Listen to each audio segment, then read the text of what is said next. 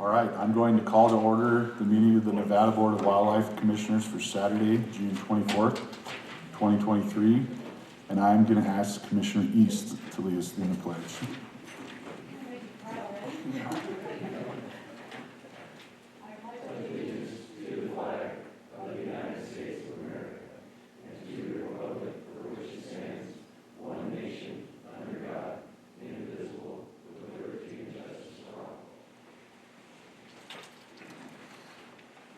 All right, if the department will take the roll.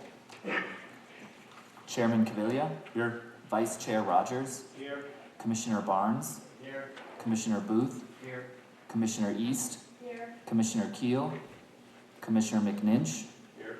Commissioner Walther, Here. Commissioner Wise. And Commissioner Keel and Wise notified us they wouldn't be here today. So would the county advisory board members in attendance please announce themselves? Ward Nelson, Lander. Paul Dixon, Clark. Ray Sawyer, White Pine. Mitch Vickers, White Pine. Jim Cooney, Alco. Mike Porter, Douglas. Jane Green, Carson City. Joe Corinne, Pershing. All right, thank you. Okay, we'll go to agenda item number 12, approval of the agenda for possible action. The commission will review the agenda and may take action to approve the agenda. The commission may remove items from the agenda, continue items for consideration, or take items out of order. I guess has everybody had a chance to look at the agenda? Does anybody have any questions or concerns? Seeing none, it's an action item, so any cab comment on the agenda? Seeing none, any public comment on the agenda? Okay, seeing none, I'll bring it back to the commission. All right, if there's no further discussion, I'll go ahead and make a motion for approval of today's agenda for Saturday, June 24, 2023, as presented. Okay, I have a motion and a second. All those in favor, please say aye. Aye. Opposed? Okay, motion carries unanimously. Agenda item 13, members' items, announcements, and correspondence, informational. Commission may present emergent items. No action may be taken by the commission. Any item requiring commission action may be scheduled on a future commission agenda. The commission will review and may discuss correspondence sent or received by the commission since the last regular meeting and may provide copies for the exhibit file. Commissioners may provide hard copies of their correspondence for the written record. Correspondence sent or received by Secretary Janae may also be discussed. And I don't have anything else beyond what I said yesterday, but today is Commissioner East's last day. I think Director Janae wants to have a little chat. You bet, yeah. I'll swap microphones and we'd like to give a little presentation and celebrate Tiffany's term on the commission.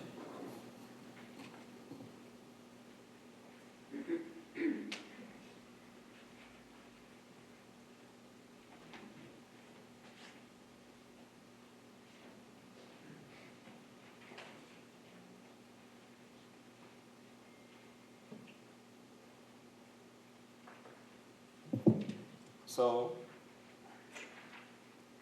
the department, we're probably, the staff that attend these meetings are probably the only people that even have a clue as to what the commissioners go through in your roles. And this is a very tough job.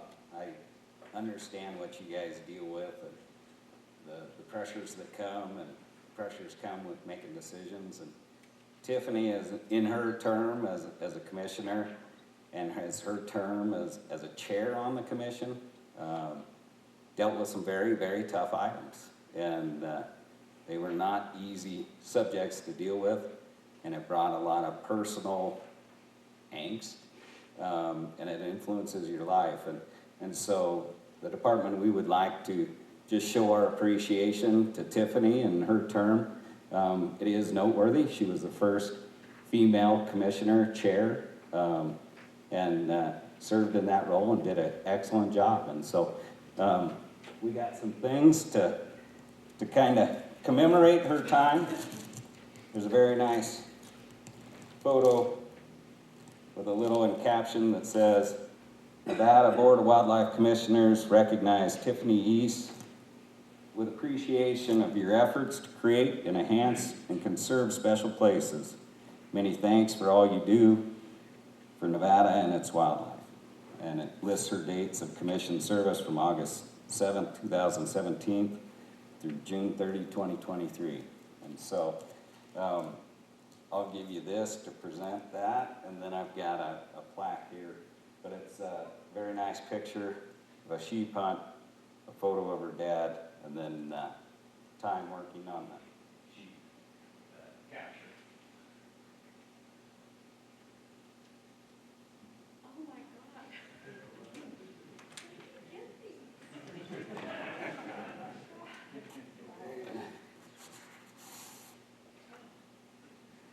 And so then we've got a very nice little smaller plaque that we give to commemorate the commissioner's time.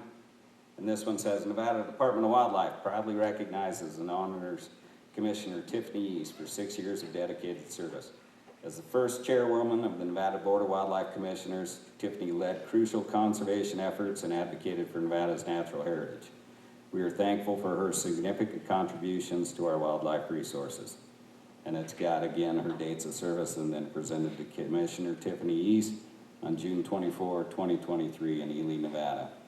And so this is the small thing that you can hang up anywhere, but we hope that this is very personal and means a lot. And I thank you so much for your time.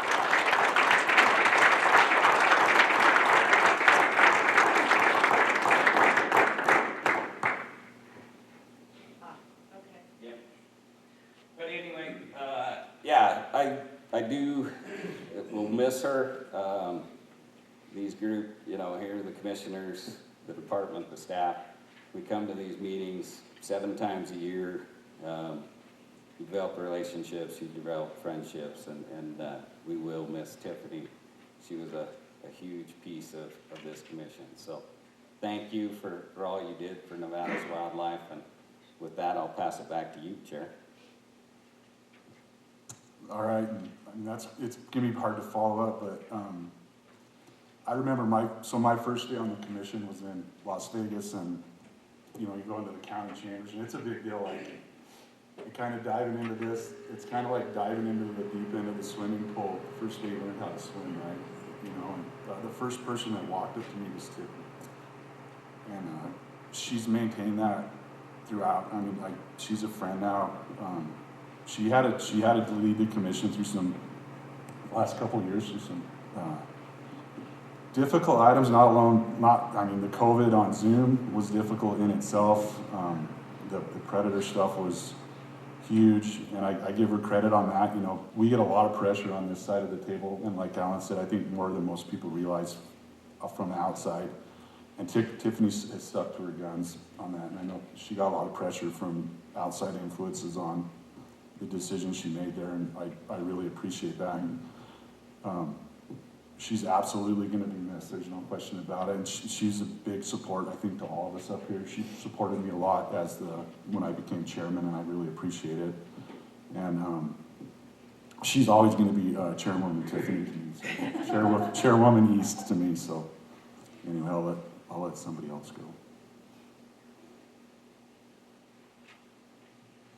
Thank you, Mr. Chair. No, I'd just like to personally thank Tiffany. When I joined the commission, it was right in the middle of COVID, and unfortunately I didn't have the opportunity or pleasure to have these in-person type meetings. And so it was challenging, to say the least, from a virtual standpoint, but the conversations with Tiffany for a new commissioner coming on board, and the guidance and the mentorship that she provided was immeasurable, and I'm really very, very appreciative for that. And also, as Tommy mentioned, not only certainly through the COVID, which was a challenging time, but all the other polarizing agenda items and topics that came up, and to have somebody like Tiffany to lead this commission was just invaluable. Someone that led with grace and dignity and character and integrity was just amazing. So I want to thank Tiffany for everything she's done for me personally, as well as the commission. And she will be sorely missed. However, I'm assuming she's not going to be too far away, hopefully, and we can still lean on her for guidance. So anyway, thank you, Tiffany, for everything. You know, if I go, it's gonna fall apart real quick. Yeah, then I'm gonna go. Tiffany, I just want to thank you for all you've done for the commission. I appreciate what you did. The leadership that you exhibited during COVID and stuff was outstanding. And there weren't a lot of people that could have led the commission through something like that, like you did. It's been mentioned before, but I think it really needs to be mentioned because you did an excellent job. And even before you, what you brought to the commission was huge. You become a special friend to me, and you are a really special person. It was a pleasure and an honor to serve with you. Thanks.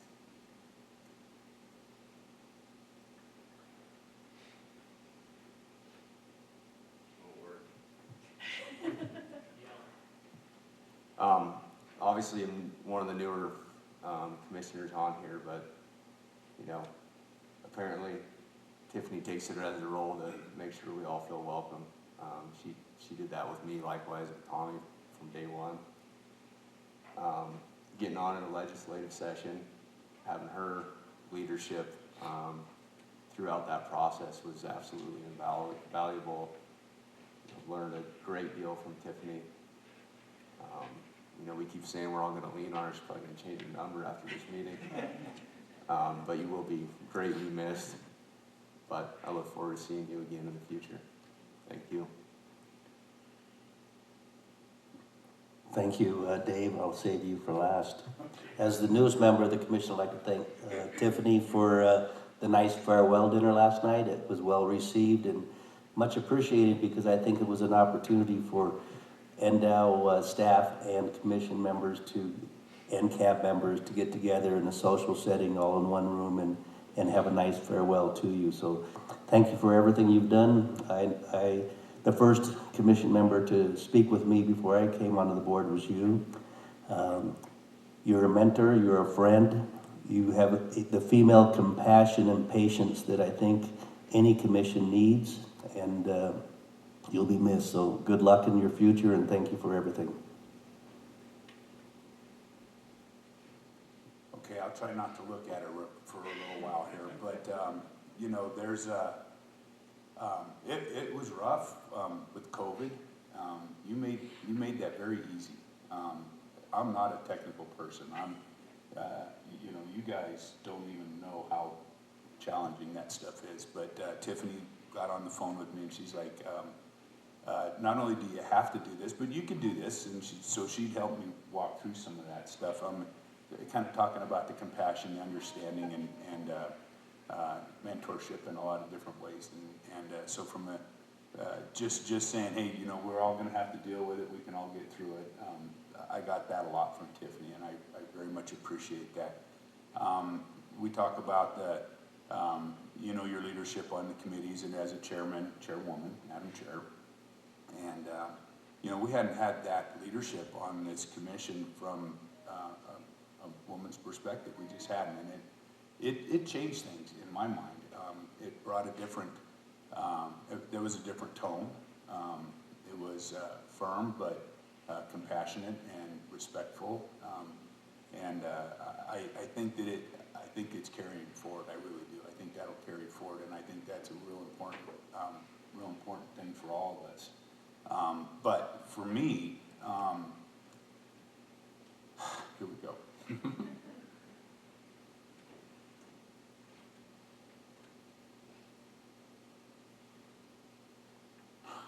I didn't have anybody call to check in on me. Well, you did.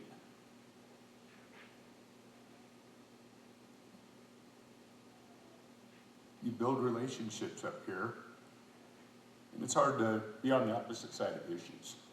It's personal, and some of them are core values, but you didn't let that affect anything, and that's hard. So when you end up on the wrong end of a vote, some of them are easier than others, but some mean a little more. And to get that call to say, do you want to talk right now or a little bit later? And I always got that. I got that from Tiffany a lot. And just to check in, you okay? That was rough. And so it goes way beyond this commission for me. I know you've lost friends through this whole thing, but I gained one. I can tell you that. And I can't tell you how much I appreciate you as a person. So thank you. Ooh, I'll try. Thanks, you guys, because this is hard. So the plaque with my dad, or the photo, it's just like huge to me. That's amazing. So, you know, a lot of us get introduced to NDOW through hunter safety. And that's where we first start our relationship with NDOW. But for me, it continued. I gotta read my notes because otherwise I'll. And the wardens in the field, you know, we experience that, and sometimes that's not a pleasant experience. For me, it's never been unpleasant. It's always been wonderful. But then when my dad passed 23 years ago, we decided that we wanted to set up a fund for youth angling. And that carried through. I actually met Chris Facey through that process. And we set up this fund, and I think we raised, I don't know, a couple $1,000 through that. But I didn't realize when he called me and said, well, this is matched. So now we've raised like $5,000 or $6,000 or $10,000, whatever it was, I don't remember. And I was so excited. And we went to the kids' free fishing day, and then they started trout in the classroom with those funds. And so it's kind of just, my relationship with NDOW just kind of evolved. And then a few years later, John and I, my husband, were going camping, and I got a call from a friend, and she said, hey, there's this position available on the Wildlife Commission. The governor wants to appoint somebody different. And she said, would you be interested in applying? And I said, oh God, no, I don't think so, I don't know. So I did. She bugged me, and I did. And I thought, I don't stand a chance at this. There's so many other people out there. Well, I got a letter that said your first meeting is, and Tony Wasley called me and said, welcome to the commission. I'm like, is there like an orientation or something? Because what do I do? And I went to that first meeting, and people said, you look like a deer in the headlights. I said, because I am that deer in the headlights. I didn't know what to expect. But that meeting 6 years ago has brought me so much. That first encounter with the former commission. Tom was my first pal on the commission, and you are a very special friend too. And it just kind of has allowed me to give back to the state that's given my family so much. So I appreciate that immensely. And there's a lot of opportunities for everybody to get involved with this state, whether it's NDOW or another commission. But this was a good fit for me. The staff, oh my gosh, you guys are incredible. You do so much with so little. And I'm so in awe of you all the time. You guys, you've guided me. You've been patient with me. Mike, Kaylee, I mean, for everybody that I ask, I say this is a stupid question, but I gotta ask it, you know. I just respect you all so much, and I appreciate you and your passion for what you do. I don't know that you'd find anybody more passionate. The tour yesterday was amazing, and I just wanted to thank you for that too. This commission has been a true highlight of my life. And it's hard to leave. I've built those friendships. And it doesn't, I guess I'm the mother hen up here, right? I just kind of gather everybody up and make sure everybody's going to dinner or lunch or take care of you and make sure you're all good. But that's just who I am. And I appreciate that you appreciated that, because some people don't. And it was hard through COVID. I mean, it was really hard. We didn't get to have the yesterdays for almost 2 years. And that, I feel like that part just kind of was stolen from all of us. because that, so much is built with those interactions together at lunch or dinner or on a tour. So I really appreciate all of you and your passion, your knowledge, your perspective. We don't always agree, but we never leave here angry with each other. We might feel like we lost, but we're so respectful of each other, and I think that's so important on this commission because everyone is so passionate. I want to thank my family because they've lost some time, but I think they've also gained because they've come with me to a lot of these meetings and places, and we've built some great relationships with friends and on the commission and off the commission, and so I want to thank my husband because I know he's really tired of this. And I'm just going to state that for everybody who feels like we're adversaries up here, we are not adversaries. We're all working toward a common goal. It's just the way we get there. It's the method that we choose to get there. And I think that we are all very passionate about our resource, and it's just, you know, we may not always see it the same way, but we're headed toward the same place. And I'll leave you with this. A commissioner in another state texted me one time. We were having a conversation, and he said, you know, if you have friends at the end of your term, you haven't done your job. And I'd like to say that I think those friends that are still with me are with me because they know who I am and what I stand for, and I appreciate that. So thank you all so much for this. I couldn't have imagined a better commission to work with and friends. Thanks.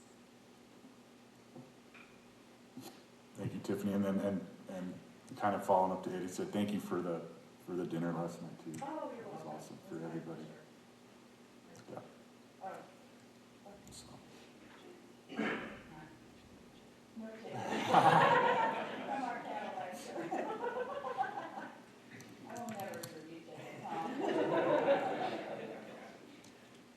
All right, let's go to agenda item number 14, county advisory, or I guess, Alan, did you have anything else on announcements? Okay. Can I just say goodbye to my family? Oh, yeah, or if you want to take a quick break? Yeah. Let's take like a 10-minute break real quick. I don't want to be Okay, 5 minutes. Oh, I do want to do a picture. Let's take a 5-minute break.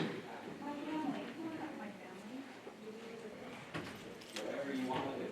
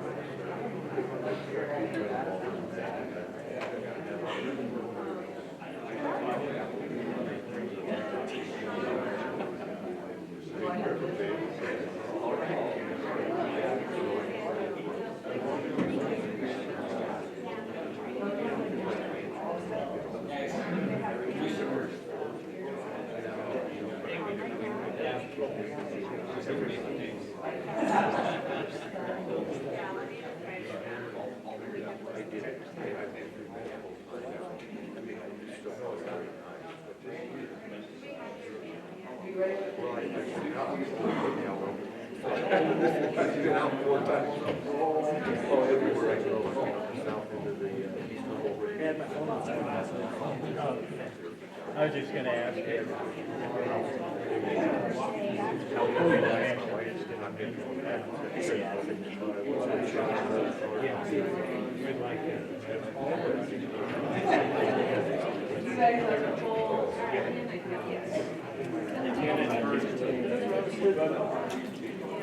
Yeah.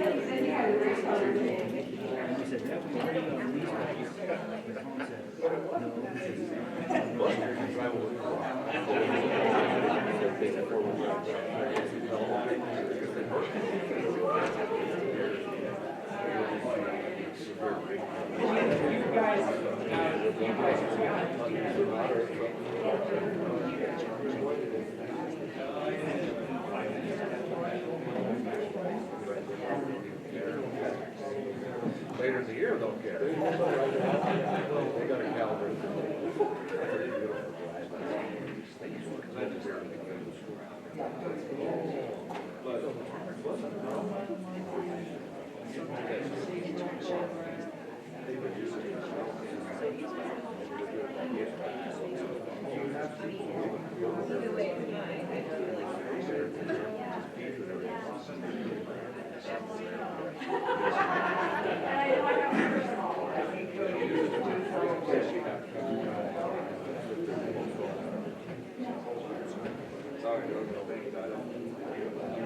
You got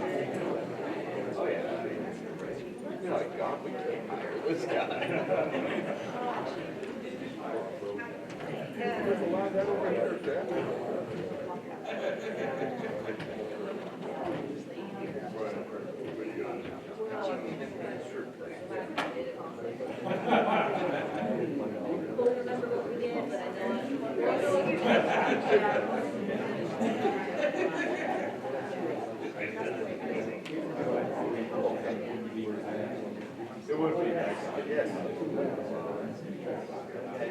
Not gonna bag it down, right?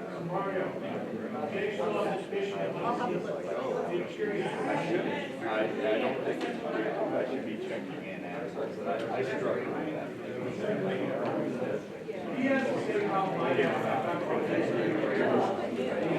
That is.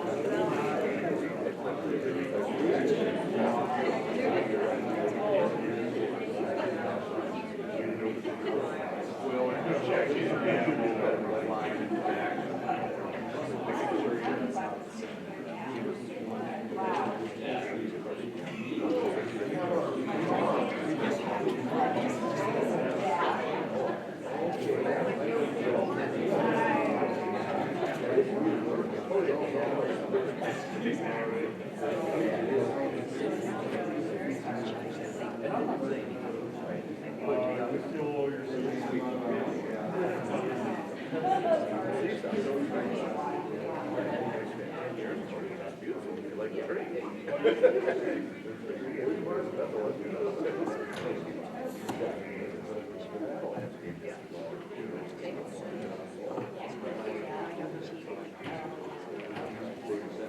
All right, we're gonna get going again.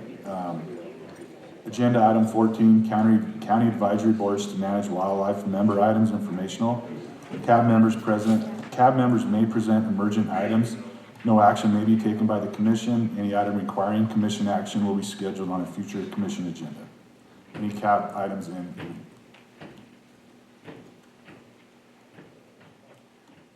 morning, Chair. Hold this for the record, Clerk, speaking on behalf of myself. I would like to also say thank you from the Clerk Cab. Being a chairman for 15 years, I've seen a multitude of chairmans. You're the first chairwoman, as was pointed out. But I've also seen a lot of change to the department. And I saw, when I started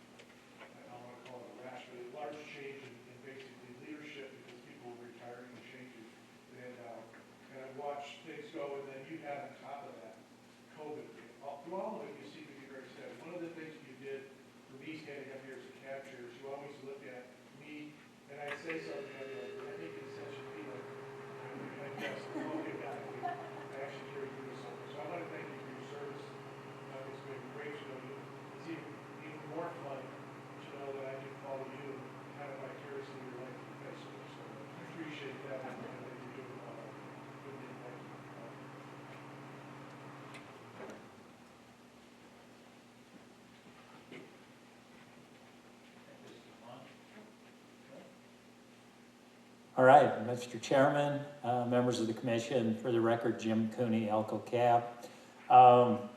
Tiffany, all of us really appreciate everything that you've done, going through, as everybody said. But the Elko Cab and me personally would like to thank you for that. It was a wonderful dinner last night. So, in addition to that, during the last commission meeting, I brought forth the information or the topic of the Wine Cup Gamble land acquisition, land transfer, congressional land transfer. We've been in contact, our cab has been in contact with Western Lands Group. They've requested waiting for a while before they present a more final plan. But our cab, when we met, we're planning on putting it as an agenda item for each one of our meetings until we get follow this process through. And I would ask that the cab and the cabs, as well as the cab's chairman for all the other counties, to stay in contact. I'd like to stay in contact with them and address any of the issues as they become more apparent. I think that the commission has written a letter as well requesting information. And so if we keep asking for information and the group and the ranch is aware of what we're hoping, to see what kind of proposals we have, that we may be able to help change some decisions. So as cab chairman in the other counties, you've got a lot of hunters that hunt in Area 7, and that encompasses the majority of Area 7. So it does impact everybody in the state of Nevada. Thank you. Thank you.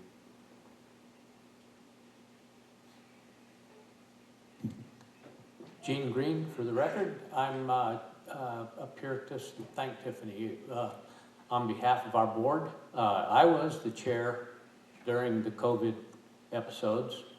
She was just wonderful. As you all know, there were some severe communication efforts that failed at times and worked at others. And I know some of you might have seen her eyes rolling because I would be texting her while you were having your meeting. She never ever told me not to. So, thank you. Any additional cab comment? Mitch McVickers, White Pine Cab. We'd all like to thank you as well, and thanks for having your last meeting, and everybody for coming out here. And I know some of the people in the city might not like these meetings, but we all travel to Reno and Vegas, so if they want to be here that bad, the road's open. Thank you for your time, though. Any additional cab comment? All right, seeing none, we will go to agenda item number 15, tag allocation and application hunt committee report. Committee Chairman Tommy Cavilla, informational. The report will be provided on the recent TAC meeting. So we had the TAC meeting this morning. We had basically three items on there. The first item was the order of the draw, and we propose to forward to the commission, just tweaking the order to the draw a little bit to kind of, I think it'll actually kind of simplify it. So the commission's going to see that. We also discussed, waiting periods for bighorn sheep, mountain goat, and moose. And basically the discussion was on bighorn sheep, mountain goat, and moose to go to that would become a once in a lifetime tag. The committee approved forwarding that to, they requested the departments to write up some language regarding that so that the commission can look at that and we could get some public input on that and see if that will go anywhere. And then the last item was commission policy we looked at Commission Policy 24, specifically to the demand success formula. And the thought process behind that is gonna be to tweak the demand success formula a little bit to where instead of going off the first choice, you're gonna look at all 5 choices for a 3-year average. And that'll determine the tags that get put into the any legal weapon, muzzleloader, and archery. So what we asked for on that is the department is gonna put together some proposed revised language for policy 24. And then they're also gonna put together some data that we could look at, you know, to try to make a decision on that. So I would that's gonna go back to TAC, and then ultimately, I would imagine that's gonna end up at the commission as well. So, I believe I got captured it all, was it? Yep. Okay, agenda item number 16, biennial small game release plan for fiscal years 2024 and 2025. Eastern Region Game Division biologist Matt Jeffers for possible action. The commission will review and may take action to approve the department's proposed biennial upland game release plan for fiscal years 2024 and 2025.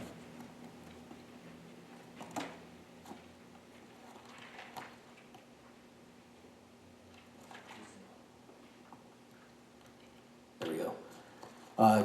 Good morning, commissioners. Matt Jeffers, game biologist out of the Eastern Region, out of the Elko office, here to present the biennial upland game release plan. I felt it was prudent to probably cover some of the accomplishments from the previous biennium, and that includes last year moving 223 California quail, and of those 139 were released in 2 sites in the Eastern Region, 71 on the Humboldt Ranch by Midas in Area 6, and 68 on the new Argenta WMA outside of Battle Mountain. And then we also did 30 birds in the Western Region in Area 18, and rounded it out with another 54 birds in Kingston Canyon in Area 17. So that was pretty exciting. We haven't moved urban quail from the Reno and Fallon areas for a while, and it seems like we're gonna amp that up in future years.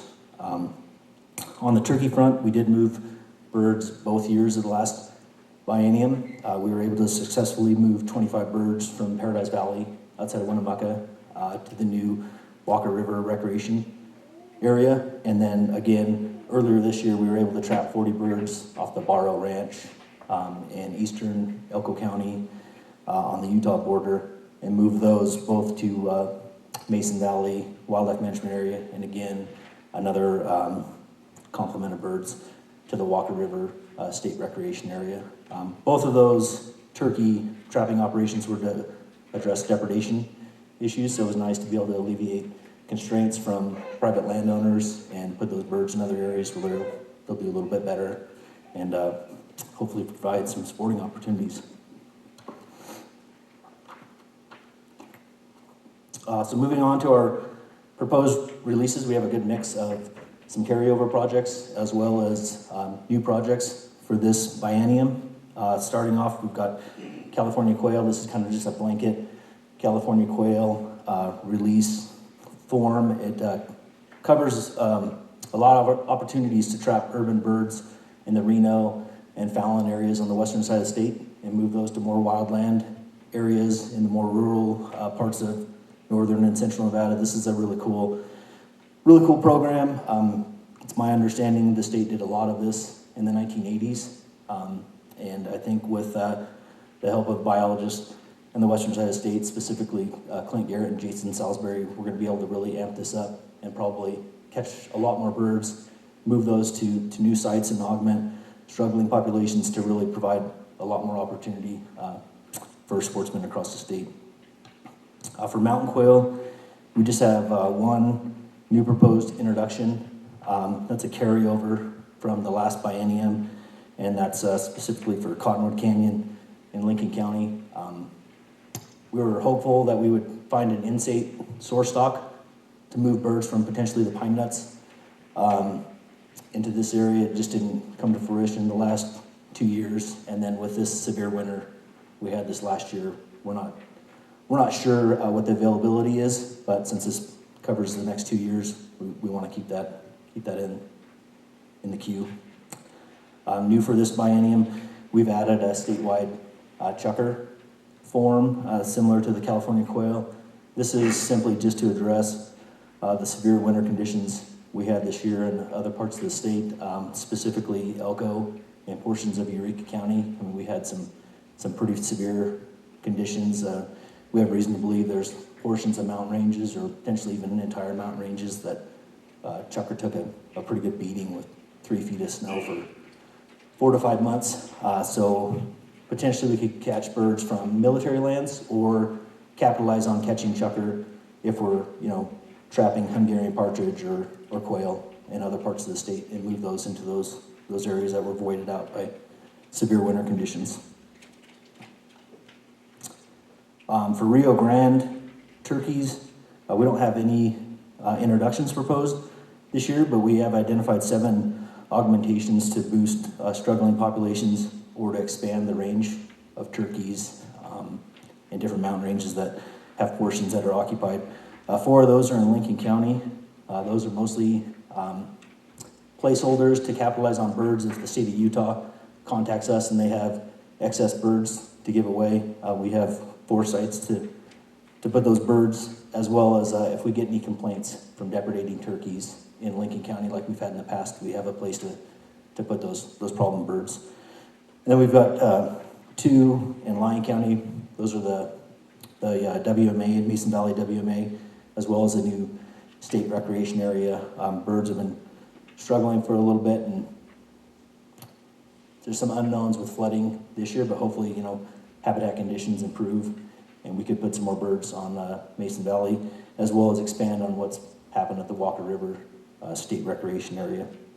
And then 1 in Elko County, and again, that's just to address severe winter conditions. Conditions on the west side of the Rubies and on the South Fork of the Humboldt River were pretty extreme this year. We heard from some turkey hunters that numbers of birds were down, and it'd be nice to augment that population to give them a boost. Moving on to Merriam's turkeys, we have 2 areas identified for new introduction. One's here in White Pine County on Mount Moriah and Hunt Unit 114, and the other is the Pine Nut Range and Hunt Unit 291. For both of those, we would be hopeful to catch birds or get birds from Idaho. There's been years in the past where they've had significant depredation issues and they're trapping hundreds of birds and looking for release valves, and we feel like both of those sites would be good for Merriam's turkeys. And then we've included 1 for augmentation, and that's in the South Rubies around the XJ Ranch. We put birds in there in 2020. They seem to be doing pretty good, but again, we had a pretty tough winter this year. Landowner at Cowboys Rest was feeding turkeys to keep them through the winter, but it'd be nice to probably augment that population as well. For gray partridge, this is a big one for us. It's a carryover from the last biennium. We put a lot of effort into trying to identify springs and guzzlers to try to water trap. Last year we had some areas identified, and then we got all the late August rains that dispersed birds, so we weren't able to capitalize on summer trapping. And then this winter, just too much of a good thing. We had started the winter, we were baiting some birds in. We had some birds that we thought we could trap and move from the eastern side of the state to the Desatoyas, and then we just kept getting consistent snow and birds kept moving. We just couldn't catch up to them, but hopefully in the next biennium we're able to move gray partridge to the western side of the state in the Desatoyas. For rough grouse, we have a new introduction. This is also a carryover, but a new introduction. We'd like to release birds on Elk Mountain on the east side of the Jarbidge, and we're in the process of working on a draft letter to the state of Utah. We'd like to get birds from Utah to bring in some new genetic material. Most of the rough grouse we have north of Interstate 80 all came from a singular source around Pocatello, and so it'd be nice to break up that genetic material, get birds on the east side of the Jarbidge, and have them blend over into kind of our core populations around Merritt Mountain. And then 1 augmentation, and that's if we get some excess birds from the state of Utah. Hopefully we could add some birds to a release we did in the Pine Forest in 2012. to expand their range as well. We also have the American beaver. That's just kind of a placeholder. We don't have any plans to move beaver, but in case we need to, or land management agency asks us to, it's just a placeholder there. And then I do need to bring up a major omission on my part. This is really bad. It's one of the most exciting releases we have planned, and it didn't make it into the biennial release plan. If you remember, last year we came to you to add an addendum to the biennial release plan to include Columbian sharp-tailed grouse from Colorado, to add to our existing efforts where we've been releasing Columbian sharp-tailed grouse in Bull Run Basin of Elko County. And we had plans this year to go. We had schedules all built out, and then 3 days before trapping operation, another significant storm hit northwest Colorado, and that shut us down for the year. So we've deferred. We have an agreement to go back next spring, but just total omission on my end. We didn't include that, so if you could consider an amendment to include Columbian sharp-tailed grouse to this biennial release plan, we'd appreciate it.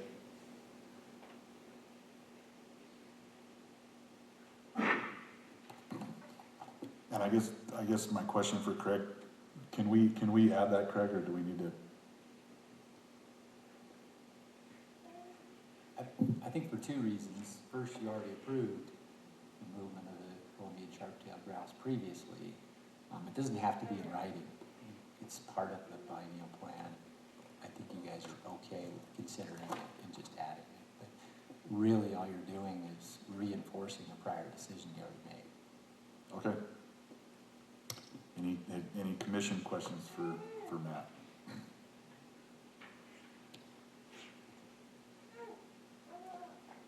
I don't see any, so any CAB comment?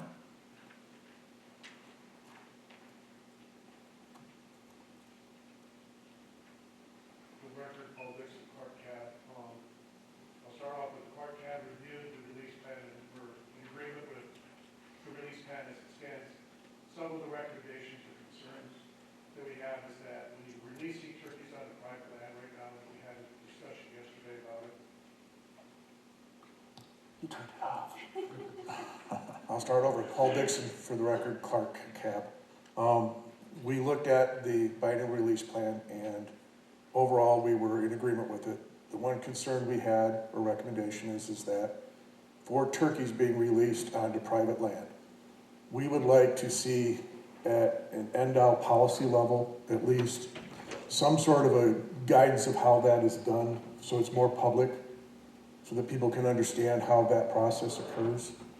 And then we would also like to know, if you're releasing onto private land, what is going to be the process outside of Paradise Valley for issuing tags to landowners who have private land and have tags? How is that going to be managed? And how will people know what their opportunities are, their hunt opportunities on those private lands are to go to the hunt, to go to the landowner to ask? So getting statistics on how things are done on private land. There are things that we haven't seen. I know the data exists because you guys manage things in the Department of Wildlife, and it would be nice to have that available to the public. And I think there's just been some concerns raised by some individuals, and it made people ask the question, should we have a more visible policy to the public of how we manage turkeys on private land? But we're not against putting them on private land. We would just like to see some sort of a more public policy put out there for how that is managed. And then basically have kind of like we have the hunt book for big game, but have something for turkeys because they are one of our species we pay predator fee on, to basically say what are the opportunities and where should people be applying on private land if they want to, if their tags available. Thank you. Paul, any additional CAB comment? Okay, seeing none, any public comment? Seeing none, I'll bring it back to the commission. Additional commission. Commissioner McNinch. So Matt, one real quick question. So the Columbian sharp-tailed grouse proposal, was that fiscal year 23 then? We brought it to you last year, so it was the second half, of the last biennium, the fiscal year 23-24. And it's just to augment, we did a big effort from 2013 to 2017. We brought in close to 250 Columbian sharp-tailed grouse from Idaho. It's really an awesome project. It's the only existing population of a native, the native species Columbian sharp-tailed grouse in the state. They've persisted for 6+ years now without augmentation, but they've kind of plateaued on our LEC counts, and we'd like to just bring in some new genetic material, 20 females that can add to the breeding potential for the population and hopefully expand. And we're excited. It's too bad it couldn't happen this year. I mean, April 1st, when I went out there, I had to take a tracked ATV to the release site. There was still 3 feet of snow. I mean, it just wasn't going to work this year, but the vegetative response from all that moisture this year and the grass that's available is phenomenal. So hopefully that carries over into next year, and we see a really good response if we're able to move birds from Colorado to Bull Run Basin. I'll just add one other quick thing. We come at this as from an angle of, there's some opportunity for sportsmen to hunt these grouse eventually. But I want to, as a bird watcher, I can tell you that sharp-tailed grouse are showing up on the sighting lists. I mean, people are out looking at other species and they're running across them. So anecdotally, your comment that you haven't had to augment for 6 years, I think that's showing up anecdotally. People out there just randomly bird watching in these areas for other birds, and they're running across them here and there. So I think that's a real positive indication too that people are running into them just out there doing their thing, recreating. So I congratulations. It's been a long haul with these grouse, but it almost feels like it's starting to pay off. It's starting to happen. So yeah, I agree. It's very exciting, and we get site records. We've had site records from 40 miles to the south from the Maggie Creek drainage. We've had them off the edge of the Owyhee Desert, up along the border of Duck Valley Indian Reservation in Idaho, and it is really exciting. Any additional commission questions or comments or motion? well, with that in mind, I think Vice Chair Rogers had something. Oh, okay. Oh, okay. Well, I'll make a motion to approve the biennial small game release plan for fiscal years 2024 and 2025 as presented, in addition to reaffirming our support for the Columbian sharp-tailed grouse release plan from fiscal year 23-24. Okay, I have a motion and a second. All those in favor, please say aye. Aye. Opposed? Okay, motion carries unanimously. Thank you, Matt. Agenda item number 17, duck stamp request, Wildlife Staff Specialist Lee Davis for possible action. The commission will review and may take action to approve up to $100,000 for projects submitted for fiscal year 2024 funding from the duck stamp account. Thank you, Mr. Chairman. Lee Davis, Staff Specialist, for the record. For fiscal year 2024, we have 4 projects that have been brought forward by staff, totaling $100,000. These projects have been developed in coordination and run through Mike Zaradka, who oversees our WMA process, and also oversees a number of our duck stamp and waterfowl projects as well. So I can either go over projects individually or answer any questions you may have. Maybe we just run through the 4 real quick with just a high level of what we're gonna propose in each one. Sure. So the first project is an ongoing long-term project for wetland conservation support through Ducks Unlimited in Alberta. This project again is run through Mike Zaradka, Staff Specialist in Habitat. And the importance of this project is that we recognize a number of our waterfowl that seasonally use Nevada and that are important for hunters. Also have seasonal use and important critical components of their life in Alberta. Again, please, if you have questions, let me know.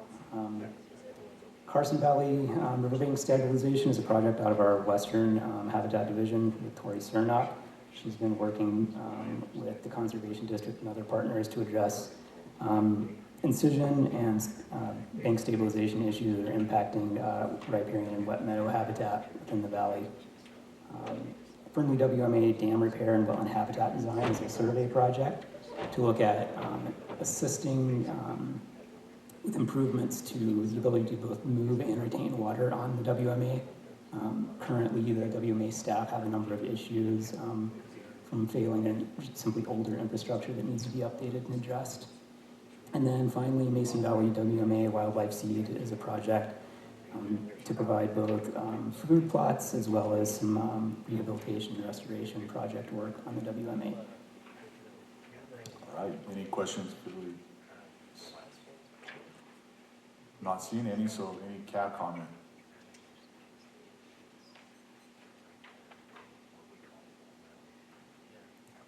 And I remember to turn it down this time, there you go. The Paul Dixon Clark cab, we were in agreement with the funds being spent here, but had a question to ask, which is for the Carson Lake and pasture area. We have it on my action note, is that we're paying for fencing through the Department of Wildlife and Sportsmen, and we were wondering why the rancher or cattlemen in that area weren't also joining, or if they are, it wasn't made clear in the material here, is why they weren't also helping to support that fencing to keep the cattle out of the WMA. So that was a question that we had. I don't know if there's an answer. I'll have to have an answer now, but at some point, if I could get one from the department, that would be great. Thank you. All right, any additional CAB comment? Seeing none, any public comment? Okay, seeing none, I'll bring it back to the commission.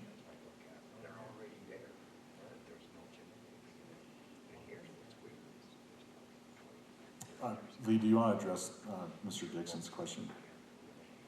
Sure, and I have to apologize. I don't have all of the specifics since I haven't developed this project, but I believe this project is really in conjunction with the Conservation District and private landowners outside of the WMA area.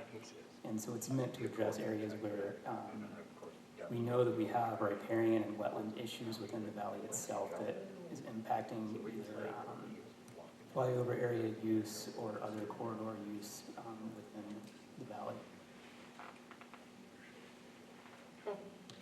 Mr. Janae. For the record, Alan Janae. So, yeah, we have a grazing agreement, and basically they're responsible for the perimeter fence.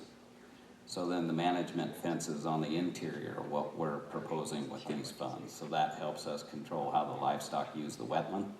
And so that's what these funds are for. So there is, with that grazing permit is they do pay grazing fees, which creates a substantial amount of money that we also then use within our federal grant to also capture more money and actually bring more funds to the management area. So. Thank you. Commissioner McNinch. I don't have so much a question, but Lee, maybe you could even add, I wanted to go back to the $35,000. And when we get distance from what that money's for, there always seems to be some elevation of people saying, why are we sending money to Canada and to Ducks Unlimited for stuff up there? And so I think it's important annually to kind of talk about that and how important that is. That's where any of our waterfowl that we hunt here, we're supporting it up there. You have to get them first before we can have those opportunities. So do you mind just, I think it's important to expound on that and emphasize it each year, so. Yeah, Mike Scott for the record. So as part of the Pacific Flyway Council, we agreed to pay this amount of money because that's where these ducks do the most breeding. So a lot of our ducks are bred in Canada and end up here. So the better work that is supported up there, that means the more waterfowl that we end up with in Nevada. Thank you, Mike. And there are other states that contribute to these as well. It's not just Nevada. I mean, all this, from the WAFWA states, I imagine I don't know if it mixes over into the other associations, but I know a lot of the other member organizations, they contribute as well. Just a recognition of the importance of that area. It kind of goes to, we talk about internally here, how we work from one community to another in Nevada and from state to state. We've heard about the collaboration and the cooperation between states. Well, it's international too. And I think it's really It's not just here, it's with Mexico, it's all around the world. So it's much broader, so thank you. Okay, any additional commission questions or comments? No motion. Commissioner East. Okay, I'll make a motion to approve the duck stamp request as presented by the department. Okay, we have a motion and a second. All those in favor, please say aye. Aye. Opposed? Okay, motion carries unanimously. Agenda item number 18, upland game bird stamp request, wildlife staff specialist Lee Davis for possible action. The commission will review and may take action to approve up to $330,680 for projects submitted for fiscal year 2024 funding from the upland game bird stamp account. The specific upland game bird stamp projects that may be approved as listed below. Lee Davis, staff specialist, for the record, thank you. And before we get on this, I do have one amendment that came in after the agenda had been sent out and the commission materials had come out, and that is to project 896, upland game translocation and monitoring. And that's the next to last one on your list. We realized that the budget for that had some staff time included that was incorrectly included. So the original ask of $62,600, we would like to amend down to $29,600. So that brings us to 13 projects totaling $297,680.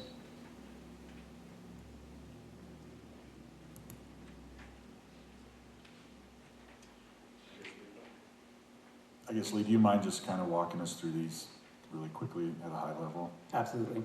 So project number one, Corda Habitat Improvement North. If you're familiar with the Corda Fire, it's bisected by the valley there, and we originally funded a portion of this through Heritage last year. It's bisected by Harrison Pass, I should say.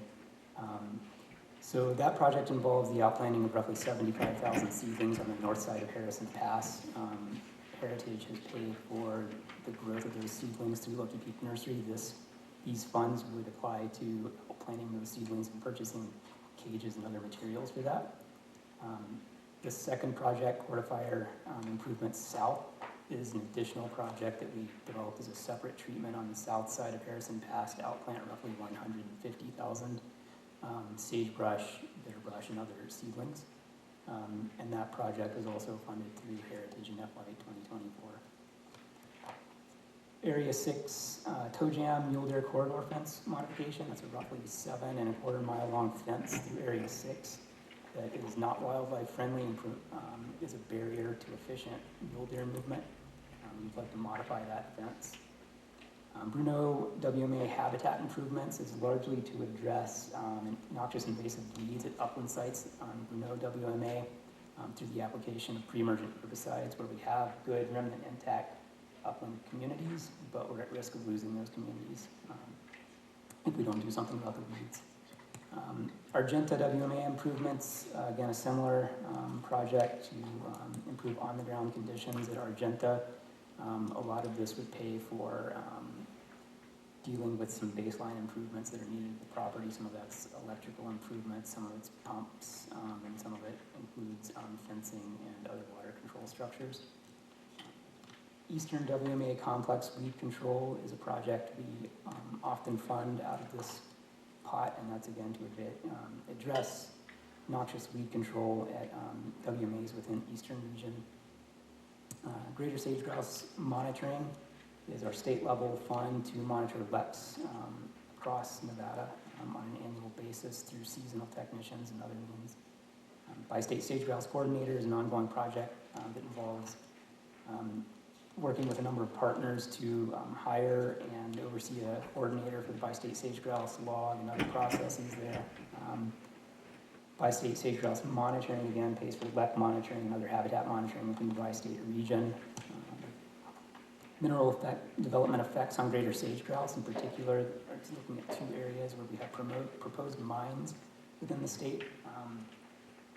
And that's a project through GAME in partnership with researchers to look at the impacts of mineral development on those grouse populations. Mason and Smith Valley Conservation District noxious weed and PJ restoration treatments is an ongoing project through our Western Region Habitat Division to address tamarisk removal and noxious weeds like yellow star thistle along the Walker River corridor.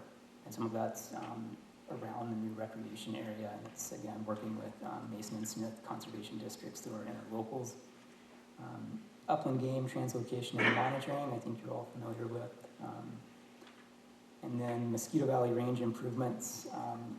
It's again a range improvement to address native plant communities within Mosquito Valley, primarily noxious weed treatments. Any questions about those? Okay. Any questions for the Commissioner McNinch? Thank you, Mr. Chairman. Could you give us the numbers again on that, the amendment that you were proposing? Yes, we would like to amend the Upland Game Translocation and Monitoring Project from its original $62,600 down to $29,600, and that brings the total ask to $297,680. Thank you.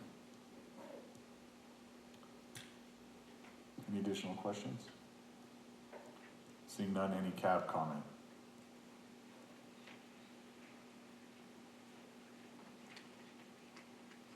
Paul Dixon, Clark Cat. Tommy's going way too fast this morning, so I gotta slow down and come up.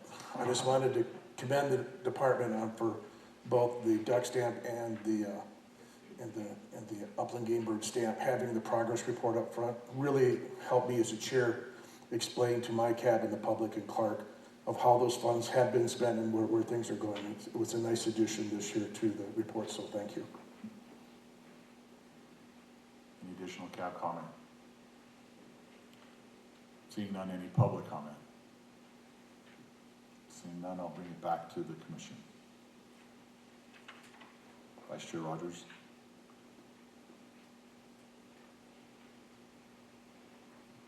All right.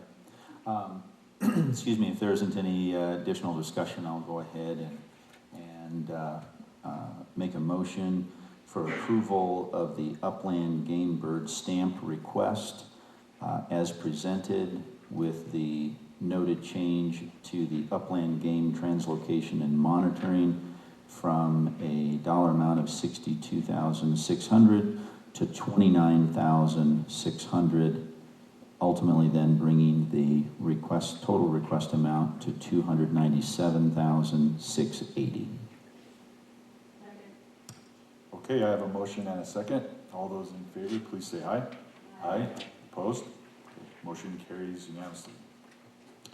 Okay, and then agenda item number 19A, Commission Regulation 22-12, Amendment Number 1, 2022-2023, Upland Game and Fur Bearer Seasons and Bag Limits, Game Division Administrator Sean Espinoza for possible action. The Commission will establish and may vote to amend regulations for upland game birds and mammals as well as fur bearers for the 2023 season. This regulation may also include modifications to the spring wild turkey seasons for 2024. Go ahead, Sean.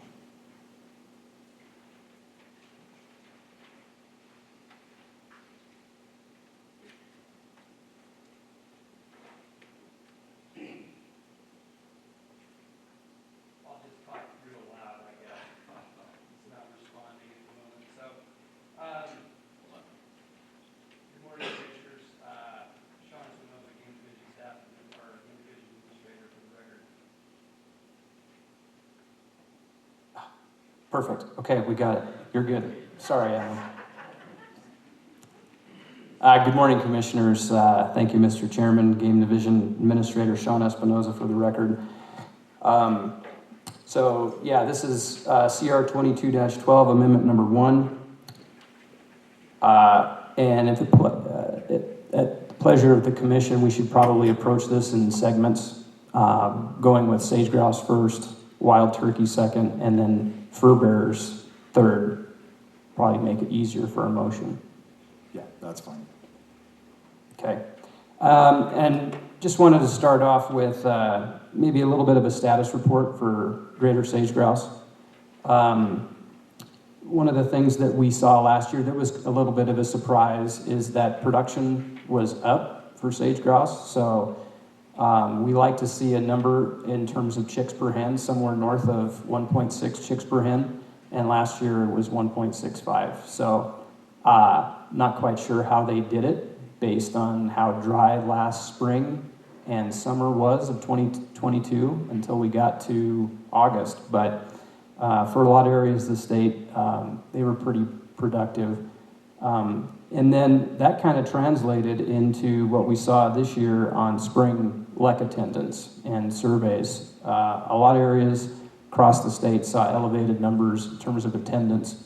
There was a few areas that were down, unfortunately, but that just kind of showed us that birds were on the landscape, but in 2022, because it was so dry, they were worried about body condition and just didn't attend LECs. So at least somewhat of a glimmer of hope from a sage grouse standpoint. So what we're recommending for this year is adding back in Hunt Unit 075 in Elko County, as well as Hunt Units 101 and 102 under the September 23rd through October 1st timeframe, with a daily bag limit of 2 and possession limit of 2 for that particular hunt group. The other change we're recommending is actually opening Hunt Unit 172 and 173 in Lander and Nye County. But opposite of that is closing Hunt Unit 161 and 162 in Eureka County. We did not see good LEC attendance numbers in Monitor Valley and some portions of Area 16. While we did see quite a bit of rebound in Reese River Valley and other portions of 172 and 173. The other change that we're recommending here in Washoe County is adding back in Hunt Unit 015. Our biologist, John Ivanek, with our game division in the Western region, actually observed almost 500 birds on LEC survey this year. So that was a nice little surprise. And that would be under the short season structure of September 23rd through the 24th, with a daily bag limit of 2 and possession limit of 2. And that would conclude our recommendations for sage grouse for this year. All right, any questions specific to sage grouse? Commissioner Barnes. Yeah, Sean, thanks. Question for you I had, you said that LEC attendance was up and the birds did fairly well this last year, and so you're recommending opening it. I mean, are we a little bit early opening it up? I mean, they did good one year. Should we give them another year to see if we can keep that trend going before we open up? Are we getting a little ahead of ourselves? I mean, obviously you guys feel good enough to do it, but I guess I question, would waiting another year be better?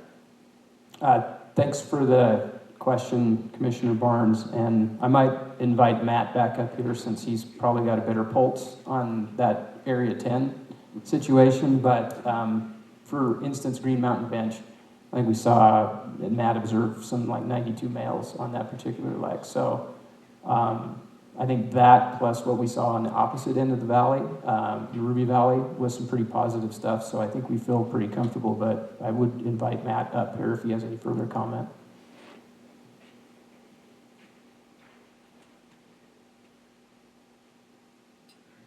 Matt Jeffers, game biologist at Elko, for the record.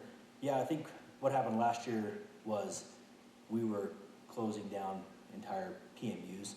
So the South Fork Population Management Unit includes most of the rubies and then all of 065. What we were really worried about was 065 in the Pinion Range. And we realized with, elevated LEC counts this year that, it was probably more of an error to close 102 and 101 last year, as opposed to, us trying to open it this year. So we feel like keeping 065 closed and managing more on like a hunt unit and not the entire population management unit is a better approach. Okay. Yeah, I'm fairly familiar with some of that area, and I saw more birds last year than I've seen in years.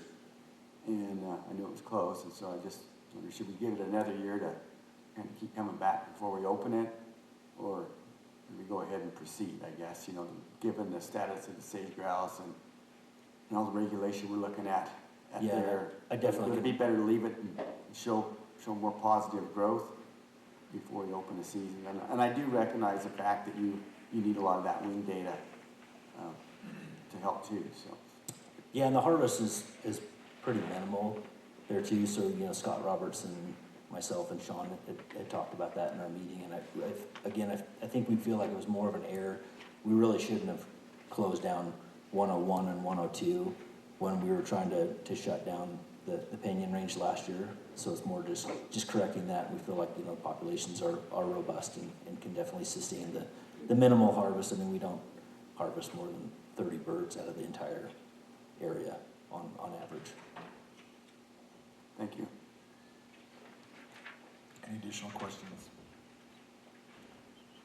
All right, seeing none, I'll take it out for cab comments specific to sage-grouse. Seeing none, public comment. All right, seeing none, we'll bring it back to the commission.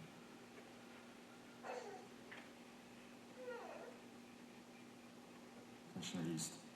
Okay, if we're ready, I'll go ahead and make a motion to approve sage-grouse portion of CR 22-12, amendment number 1 for the 2023-2024 season. As presented. Second, okay. I got a motion and a second. All those in favor, please say aye. Aye, opposed? Okay. Motion carries 6-1. All right, let's go to wild turkey. Okay. Moving on to wild turkey, one thing I need to point out is the table at the top above junior wild turkey is actually incorrect. That was actually transitioned to CR 23-01. So all that is previously taken care of in the January commission meeting. So that particular portion of the table should be omitted. For the junior wild turkey 2024 spring hunt, we're recommending some modifications here. For the Mason Valley Wildlife Management Area, we're recommending a reduced quota from 3 to 2 for that particular unit.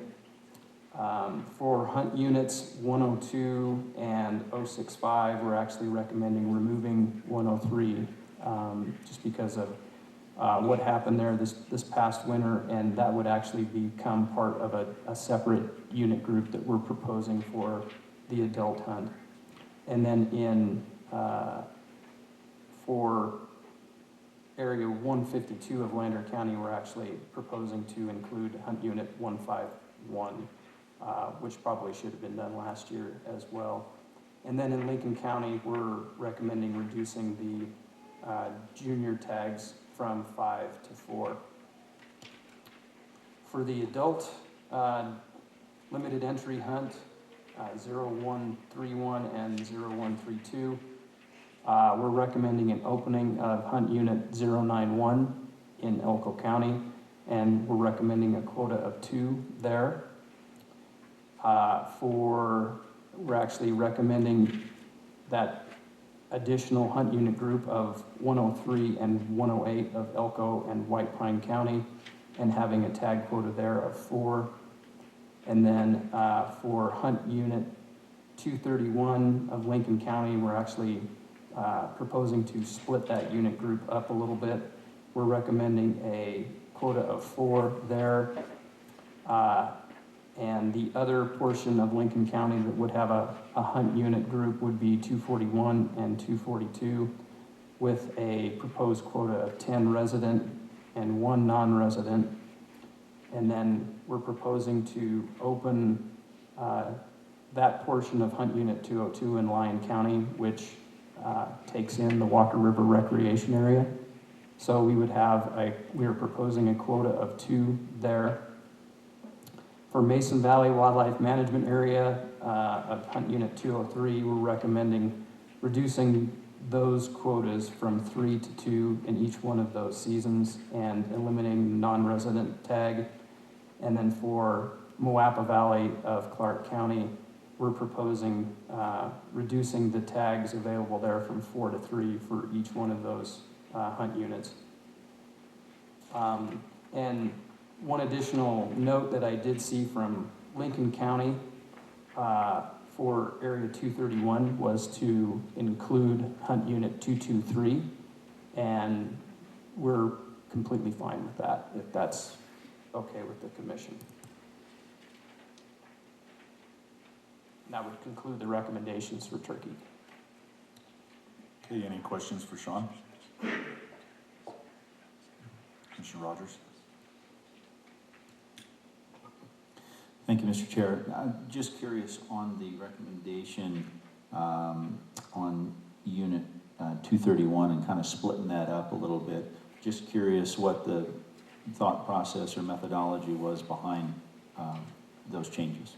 I think more or less it was kind of to, people seem to be focusing more on the 241 and 242 side, and we definitely have turkeys in 231, and we get a little bit of harvest there, but I would say it's 80% plus in 241 and 242, so this is kind of to shift that use over to those other two unit groups.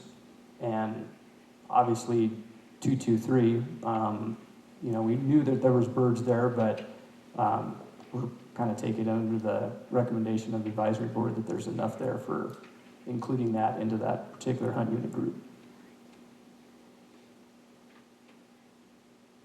Any additional questions for Sean from the commission? Okay, seeing none, any CAB comment?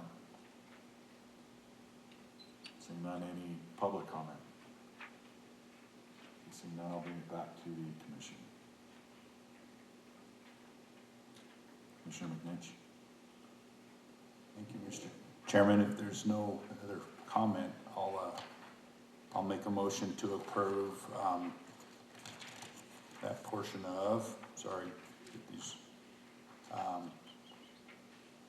CR 22-12 amendment number 1 relative to wild turkey as presented, and to include, in addition to adding Unit 223 to that portion relevant with 231 in Lincoln County. And I guess and then we're also going to strike that. Make sure we strike that. Yes, sorry, yes. Strike the Okay, I have a motion and a second. All those in favor, please say aye. Aye. Opposed? Okay, motion carries unanimously.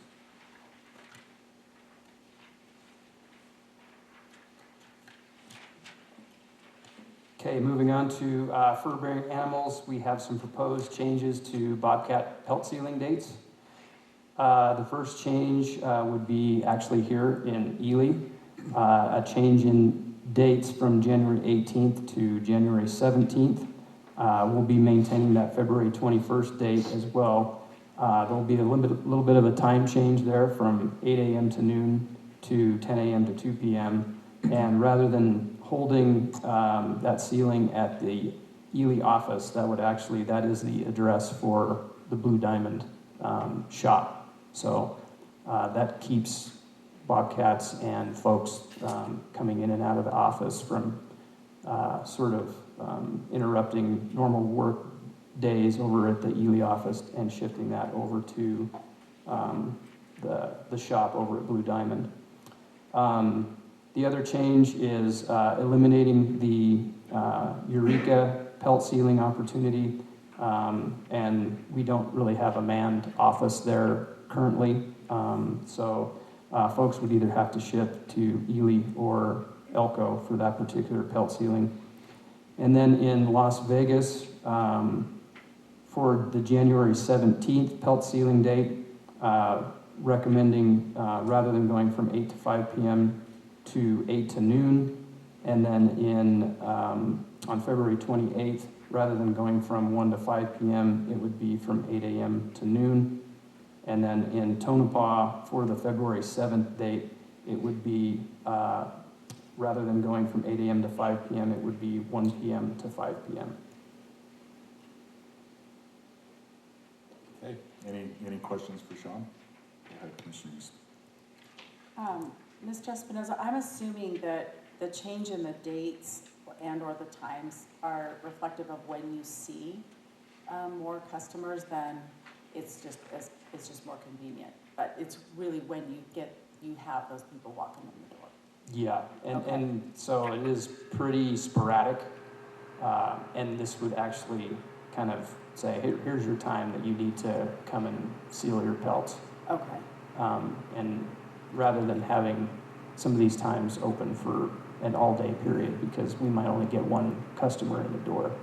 Okay. All right, thanks. Any additional questions or comments? Seeing none, I'll take it out for cab comment. Any cab comment? Seeing none, any public comment? Don't ever get old. The golden years ain't so golden. I'm Steve Bowman. I'm the District 8 Director for the Nevada Trappers Association. I live north of Pioche in the middle of nowhere. Anyway, we had a Board of Directors meeting on June 10th in Fallon. We discussed the sealing times and dates and all that kind of stuff and the proposed regulations, and we voted unanimously to support all the recommendations that the NDOW put forward.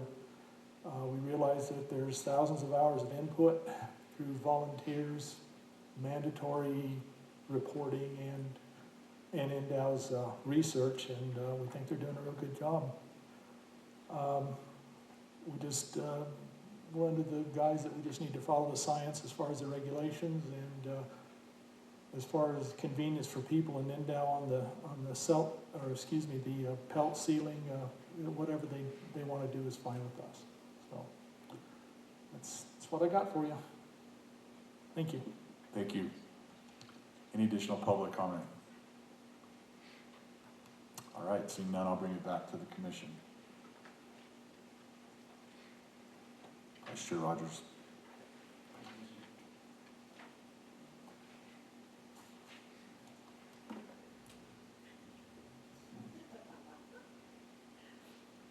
There. Sorry about that. Thank you, Mr. Chair. If there's no more discussion on this particular item, I'll go ahead and make a motion for approval of Commission Regulation 22-12, Amendment number 1 for the 2023-2024, that portion specific to fur-bearing animals, bobcat pelt sealing dates as presented. Okay, I have a motion and a second. All those in favor, please say aye. Aye. Opposed? Motion carries unanimously. Thank you. Thank you. All right, agenda item number 19B, Commission Regulation 23-10, Amendment number 1, 2024 Heritage Tag Vendors. Committee Chairman Tom Barnes and Management Analysis Megan Manfredi for possible action.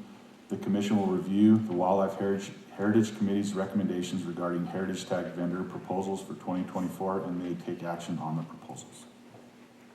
Okay. Thank you, Mr. Chairman. So we discussed this during our committee meeting yesterday morning, and as we looked over the original proposals there, we did have some comment from the Pershing County checkers, I believe, and they were upset that were not allowed one of the antelope tags, so we had a lot of discussion about that, and for the record, I want to make sure that we get that in there, that we did consider what they had to say, and give a lot of consideration to it, but went ahead and we recommended the tag vendors that were proposed from the material that you see.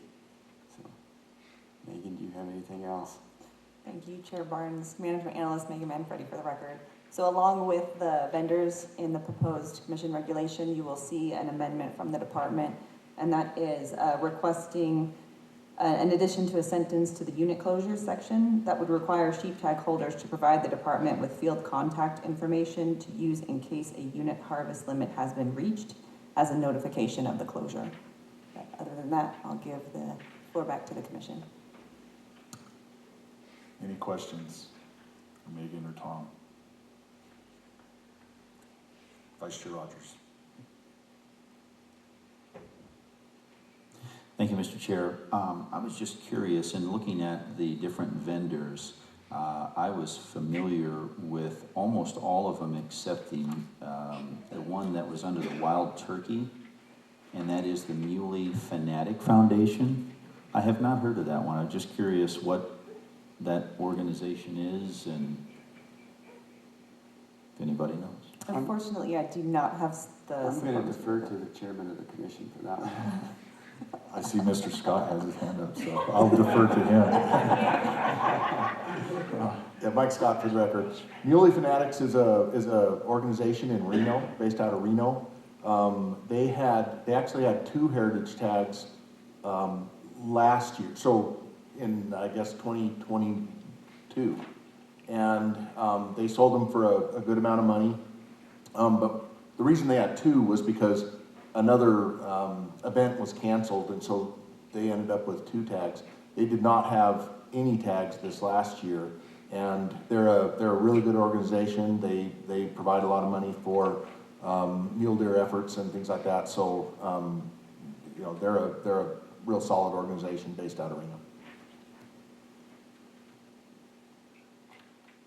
And I am familiar with them too. So yeah, they're just not one of the big, I guess, national level named organizations. But any additional questions or comments from the commission? And I guess I'll just summarize the Pershing County Chuckers item. The gist of the meeting was, you know, we just, these heritage funds are a huge deal. They get the 3-to-1 match. So we just wanted to attempt to maximize the amount of money we're gonna get for that antelope tag. That's what it boiled down to, and taking it to a bigger show. We believe you have that potential. So nothing against Pershing County Chuckers at all. So, or any NGO. But with that, I'll take it out for cap comment. Any cap comment? Seeing none, any public comment?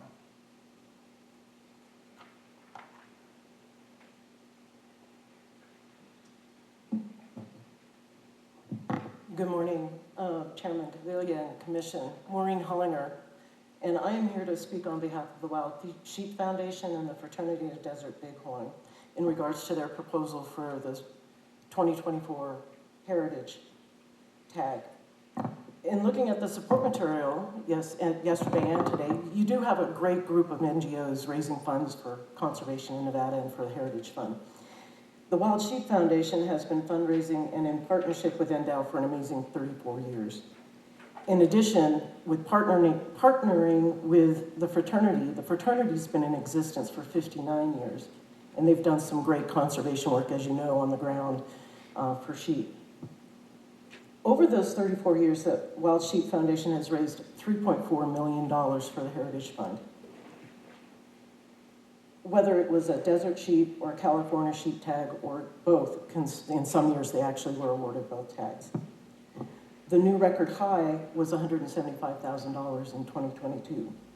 Additionally, the Wild Sheep Foundation has been blessed with auctioning off an antelope tag for 4 different years, with a new record high for that as well as $32,500 in 2022. So what a great partnership and success story. So today, we would like to request your approval of the committee's recommendation for the Nelson Bighorn Sheep Tag, but we'd also like to throw our hat in the ring after listening to the conversation yesterday for the antelope tag to try to auction the antelope tag that came up for discussion. The convention's in Reno, it's local. We also have a record of $32,500 for an antelope tag. We'd like to try to exceed that if possible. And with that note, I want to thank you for your consideration, and we stand by to raise funds for the Heritage Fund and Nevada's conservation. Thank you. Any additional public comment? Okay, seeing none, I'll bring it back to the commission. Commissioner Barnes. Well, does anybody have any more discussion? Because if not, I'll make a motion. Commissioner East. Just hold your horses there. Because I actually, I'd like to consider the change to wild sheep. So, sorry. Because I just see that, do we know what NBU raised for that antelope tag? Does anybody remember? What NBU got raised for that antelope tag? I was at the dinner and it was, anybody remember? Megan's got it? Talking about the antelope tag? Yeah. Or mule deer, either one of those. Mule Deer Foundation. Because Mule Deer Foundation's got they've got 2 tags. NBU's got 1, 2, 3, which I know NBU raises a lot of money on those tags. I'm thinking to spread it out a little bit. Okay, so may I clarify which species and which organization are you asking for? I'm asking for the pronghorn antelope tags. What was raised for each of those tags last year? Last year, there was $9,500 from the Persian County Truckers Unlimited. Okay. And then the Wild Sheep Foundation sold it for $25,000. 25. But that was in 2023, so this current year. Okay. So we have now 2 new organizations applying. So I would like the commission to consider changing out the Mule Deer Foundation for wild sheep in that antelope tag. Yeah, I mean, I don't have a problem with it. Those are probably your 2 biggest events on the West Coast, basically. Right. So, I personally don't have. Okay. That's just what I would like to ask. Consider.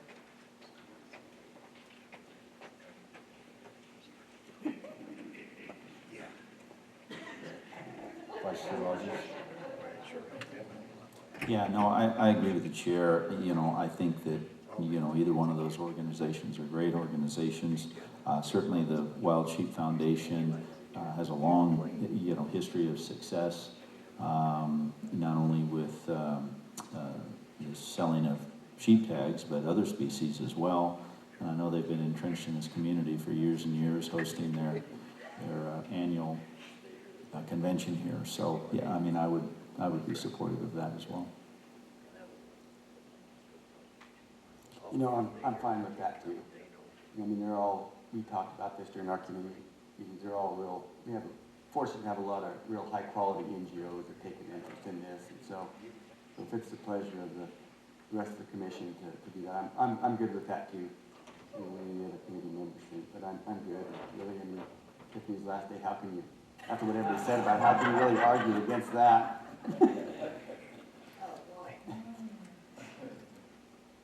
Being it is your last chance, would you like to make a motion?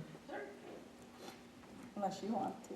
Okay, I'd like to approve CR 23-10, Amendment Number 1, 2024 Wildlife Heritage Tag Seasons and Quotas, with the following change to the second pronghorn antelope tag going to Wild Sheep Foundation. And then the rest is presented. Okay, we have a motion and a second. All those in favor, please say aye. Aye. Opposed? Okay, motion carries unanimously. Agenda item number 20, future commission meetings and commission committee assignments. Secretary Janae and Commissioner or Chairman Cavilla for possible action. The next commission meeting is scheduled for August 11th and 12th, 2023 in Fallon, Nevada. The commission will review and discuss potential agenda items for that meeting. The commission may change the date, time, and meeting location at this time. The chairman may designate and adjust committee assignments and add or dissolve committees as necessary at this time. Any anticipated committee meetings that may occur prior to the next commission meeting may be discussed. And I do believe we'll have probably a TAC committee meeting prior to the next commission meeting. And then we did receive an email yesterday from the Western Lands Group, and they did state within that email that they will attend, they will do a presentation at the Fallon meeting. So hopefully that works out. We got that yesterday. That's kind of what I've got. For the record, Alan Janae. Other things that I have as possibilities is we do have those two pieces of legislation that passed, AB 70, the predator fee. We could contemplate some discussion on that, and then SB 311, the tag transfer. I don't know if it's the wish of the commission to look at that. Additionally, we do have commission policy 23 and 24 that we could visit. That's all I have. Okay, so I guess this one is an action item, so any other comments from the commission? Any cab comment? Any public comment? All right, seeing none, we'll go to agenda item number 20. 21, public comment period. Public comment will be limited to 3 minutes. No action can be taken by the commission at this time. Any item requiring commission action may be scheduled on a future commission agenda. So any public comment? With that, we are adjourned. Oh, I'm sorry. I know I'm a little bit, anyways, I want to thank you again for your confidence in the Welchie Foundation and its affiliate, the Fraternity of Desert Big Room. So hopefully we'll see you at the convention in January. Thank you. Quickly, for the record, Alan Janae, I wanted to notify everybody in the room, August 17th through the 19th in Winnemucca, Nevada, there will be a Mule Deer Enhancement Summit. And so it'll be an opportunity.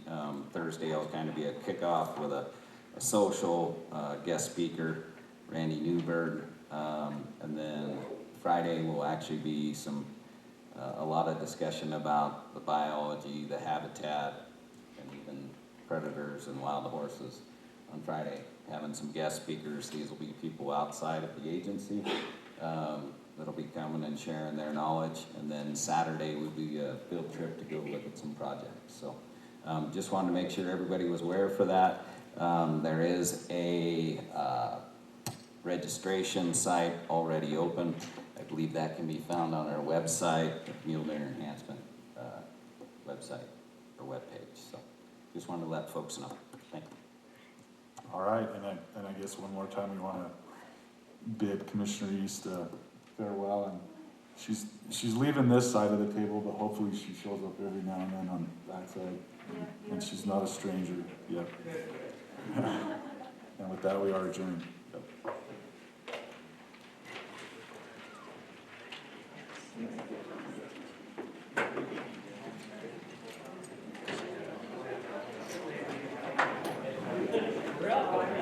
Yeah.